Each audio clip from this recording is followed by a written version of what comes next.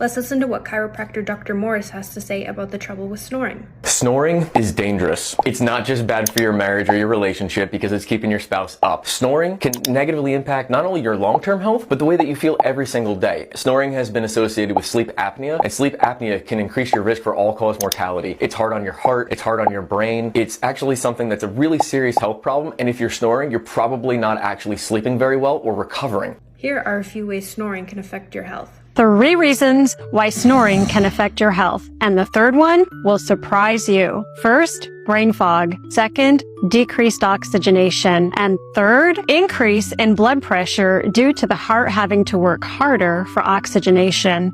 And this can contribute to cardiovascular issues.